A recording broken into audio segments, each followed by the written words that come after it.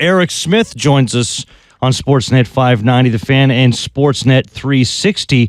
Eric, while this isn't the end-all, be-all for Team Canada, it certainly would go a long way for them to gain some valuable experience if they can finish in the top 4 of a 10-team field.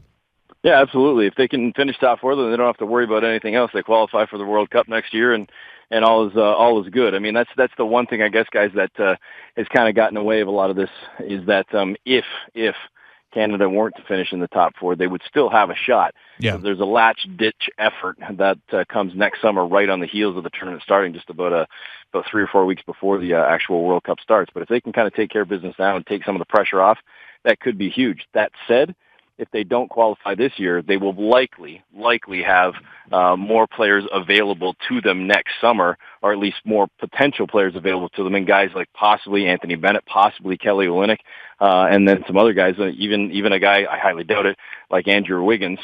He'd probably be starting his first year in the NBA, and his NBA club probably wouldn't want him to play. But, there'd be other weapons available to this team because they are kind of banged up a little bit with some injury bugs right now, including, a guy like Kelly Olynyk and Bennett and Wiggins and then Kyle Landry out. So there's a lot of different other guys that I think that could really help them out, come around this time next summer.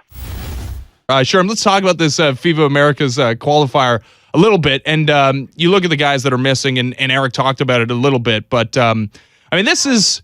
It's going to be interesting if this group of guys does get this team into the FIBA Americas, and then a whole bunch of them aren't on that FIBA Americas team because the big names are back. That's got to kind of be harsh for those guys, don't you think? Well, it is, but the reality is that you've got to take your best players when they're available.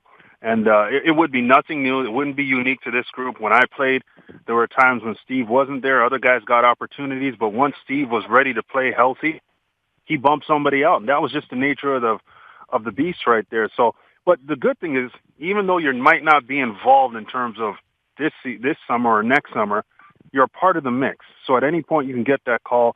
You feel a part of the family, and inclusion is the biggest thing for all these young players right now. Sherman, coming into competition tomorrow, but coming off of going 0-4 in the last tournament in Puerto Rico last week, how much is that going to play a factor here? I mean, I know it's just like a kind of a tune-up tournament, but do you think that's going to do anything as far as Team Canada's chances coming into tomorrow? No, I don't. I mean, obviously you want to win as many games as you can, but I do think that, when you're talking about preparing, you've got to learn how to play. Somebody just sank a putt. We could just hear that on the radio. Who was that? That was me, by the way. While you're on the phone? I wanted to pass the phone off to Paul Jones, but I just felt like I could make that putt, which I missed. You were answering the question while you were... That's unbelievable. What? Multitasking. Man, talk successfully. Smooth. All right, go ahead. Now that I've missed the putt, no, I just think that, when you're talking about losing exhibition games, it's a part of the process. It's not something that you take too seriously. You want to learn from those games. You want to figure out how to play together, figure out what guys can and can't do. And one thing I will say is that the expectations that guys have had because of this NBA talent that's on this team, you really have to temper it and make sure that you understand that these guys still have to learn how to play together. And once they learn how to play together, then their talents will come to the forefront. It's just not go out there with the best talent and win. That doesn't work like that. That talent has to know how to play together, play international basketball, and learn how to fight through some tough scenarios. So there's a lot to be learned in these exhibition games, and I wouldn't put too much value in the losses as much as the guys getting the experience they need to be together. Sherman, I hope you guys aren't playing for money and we just cost you like $20 or something because you missed that putt.